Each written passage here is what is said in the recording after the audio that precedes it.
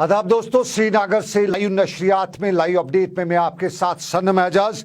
और दोस्तों, अब तक की खबरें आप मालूम हो ही चुकी होंगी।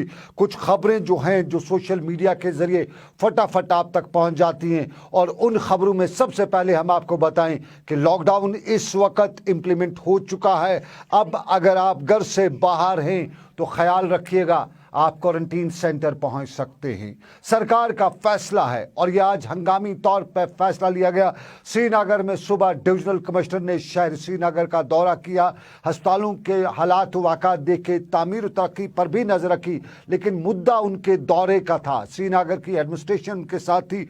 और श्रीनगर के मुख्तलिफ इलाकों के दौरे के दौरान जो उनसे इंटेलेक्चुअल मिले, जो शहर के ताजिर मिले, जो दूसरे लोग मिले, उन्होंने उनसे बताया कि हालात खराब हैं और इन हालात में सरकार अपनी जिम्मेदारी क्यों नहीं निभा रही है। और डिविजनल कमिश्नर ये सुनते ही वापस आए, दफ्तर पहुंचे, फटाफट मीटिंग बुलाई और मीटिंग में इंतजामिया को भी जवाबदेह बनाया। और मीटिंग में इंतजामिया से पूछा कि ज़मीनी हकाइक अगर कोविड के हवाले से वो हैं जो रोंगटे खड़े कर देने वाले हैं, तो फिर सरकार खामोश क्यों। और सरकार ने इस पे फैसला भी ले लिया। और फैसला लेते हुए सरकार ने यही बताया कि लॉकडाउन लगाना है। और ये लॉकडाउन इस आज शाम 7 बजे शुरू हो चुका है और आगे के लिए लॉकडाउन ईद की 3 छुट्टियों से, ईद से 3 दिन पहले तक रहेगा, यानी 27 की शाम तक ये लॉकडाउन रहेगा। और 27 की शाम को अगले 3 दिनों के लिए राहत होगी, उसके बाद आगे का फैसला लिया जाएगा। ये लॉकडाउन के हवाले से डिविजनल कमिश्नर कश्मीर पी.के. पोले ने सुबह जब मीटिंग ली तो हमारे साथ खुसूसी बातचीत में बताया कि लॉकडाउन का ऐलान हो चुका है। कुछ इलाकों में राहत है, उस राहत में बांडीपोरा नहीं आ रहा है, बल्कि बांडीपोरा आ रहा है, माफ़ कीजिएगा, बांडीपोरा के एक ज़िले को छोड़ के बाकी कश्मीर की एंटायर वादी में लॉकडाउन सख्ती से अमलाया जाएगा। और कल के लॉकडाउन के हवाले से आज फैसला ये लिया गया है कि कहीं कोई खरमस्ती करता हुआ नज़र आए तो उसको क्वारंटीन सेंटर पहुंचा देना है। टेस्ट पॉजिटिव हो या नेगेटिव वो बाद में देखा जाएगा। यानी कल के दिन से, अभी शाम के दिन से जो सूरत-ए-हाल सरकार ने अपनाई है, उस सूरत-ए-हाल में देखा जा सकता है कुछ हल्के ये भी बता रहे कि सख्ती से लॉकडाउन अपनाया जाएगा। लेकिन आज की खबर करें तो लॉकडाउन के साथ साथ आज भी अमवात का सिलसिला, और आज यहाँ पे 5 साल के बच्चे की मौत भी वाक़ा हुई है। कोविड तो लिखा है उनके हवाले से उनके, लेकिन मामला कुछ और भी है। श्रीनगर के अस्पताल में लवाकिन से हमारी जो बात हुई उसमें उनका यही कहना था कि वो सही सलामत था, एक और वजह से अस्पताल में दाखिल हुआ, लेकिन यहाँ कोविड का शिकार हुआ। तो कहीं न कहीं हमारे अस्पतालों में भी ये कोविड का मर्ज, कोविड का जो भूत है ये अस्पतालों में बैठा हुआ है, क्योंकि जो भी अस्पताल जाता है कोविड का पॉजिटिव हो जाता है। और इस बच्चे की मौत, जहां आज डॉक्टर ने बताया कि कोविड पॉजिटिव था, मौत वाक़ा हो गई, लेकिन सवाल उठे हैं कि इसको कोविड लगा कहां से, अस्पताल में इसको कोविड का विक्टिम हुआ या कहीं बाहर से। और उसके साथ साथ और कुल मिला के आज 8 अमवात हुए, 8 डेथ्स हुई हैं। और इनमें जहाँ ये 5 साल का बच्चा जो है ये काजीपुरा बांडीपोरा का रहने वाला है, श्रीनगर के जूनीमर इलाके की 45 साल का शख्स भी है।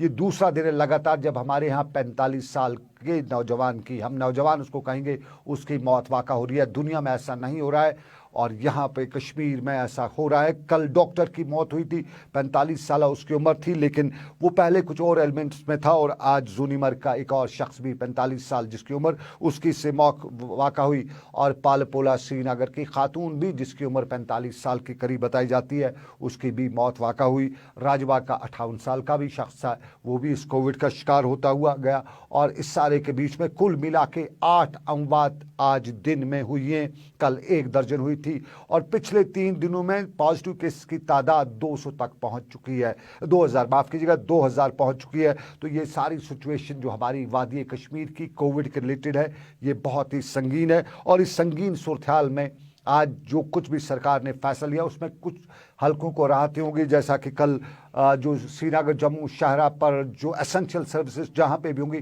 उनको राहत होगी, और एसेंशियल सर्विसेज में जो एम्प्लॉयज़ वगैरह काम करेंगे उन्हें बाकायदा तौर पे पासेस दिए गए हैं और उनकी मूवमेंट विदाउट पासेस नहीं होगी। मीडिया के लोग अपने पासेस दिखाकर कल मूवमेंट कर सकते हैं।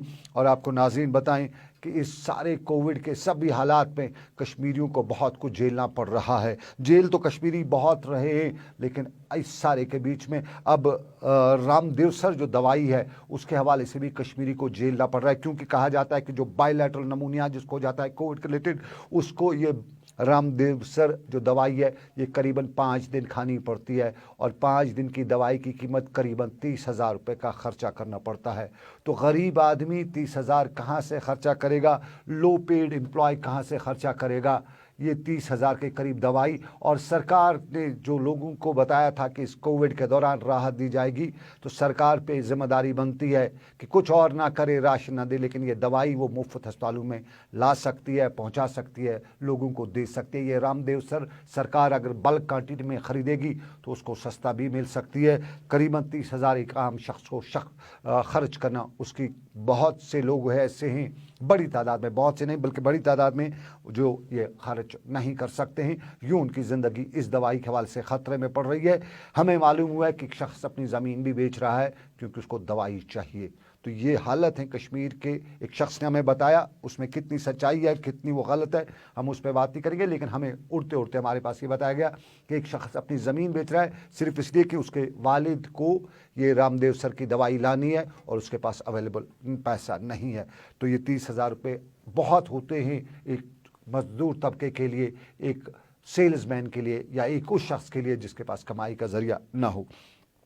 और नाज़रीन आपको बताऊं कि इस कोविड के दौरान हमारी बड़ी बड़ी हस्तियां भी जा रही हैं। कल आपको याद होगा जमीयत अहले हदीस के साबिक़ा सदर गुलाम नबी पर भी इस कोविड की वजह से इस दुनिया से रहलत इख्तियार कर गए, और साफ ज़ाहिर है हमारे एक बड़ा असासा भी जमीयत अहले हदीस के साथ वो जुड़े थे साबिक़ा, और हमारे एक बड़े तालीमी इदारे के साथ भी वो मुंसलिक थे, वो इस दुनिया फ़ानी से चले गए हैं। इस कोविड की वजह से हमारा इदारा उनके साथ, उसके अहलखाना के साथ ताज़ियत का इज़हार करता है, और रब कायनात से हम दुआ गो हैं कि रब उन्हें करवट करवट जन्नत नसीब करे। इसके साथ साथ आपको नाज़रीन बताएं कि अब्दुल रऊफ़ कादरी साहब जो हमारे एक असासा थे, साहब का एडिशनल सेक्रेटरी वो रहे हैं JKACL के, वो भी इस सारे हालात में ज़िंदगी की जंग हार बैठे हैं। और कल्चरल एकेडमी में भी आज उनके तई उनके खिराज अक़ीदत अदा करते हुए उनके तई एक दुआया मजलिस का एहतमाम किया गया था, और दुआ है कि रब कायनात इन्हें करवट करवट जन्नत नसीब करे। एक ख़ास शख्सियत पटन के इलाके की रियाज़ बेदार साहब, उनके वालिद कल इंतकाल कर गए हैं। हमारी पूरी ऑर्गेनाइजेशन रियाज़ बेदार और महमूद बेदार के साथ इस दुख की घड़ी में बराबर शरीक है। दुआ गो है हम कि रब कायनात उनके वालिद को करवट करवट जन्नत नसीब करे, और रियाज़ बेदार को जो एक साबिक़ा IG रहे उनको ये सदमा बर्दाश्त करने की तौफीक अता करे। तो फिलहाल नाजरीन अभी इतना ही। 9:30 बजे आपके लिए फिर हाजिर होंगे, और 9:30 बजे बड़ी खबरों के साथ दिल्ली स्टूडियो से रहेगा आसिफ, और गाशवा गौहर श्रीनगर से रहूँगा मैं आपके साथ। बड़ी खबरें होगी 8:30 बजे, तब तक के लिए 9:30 बजे, तब तक के लिए दीजिए इजाज़त। अल्लाह हाफिज़।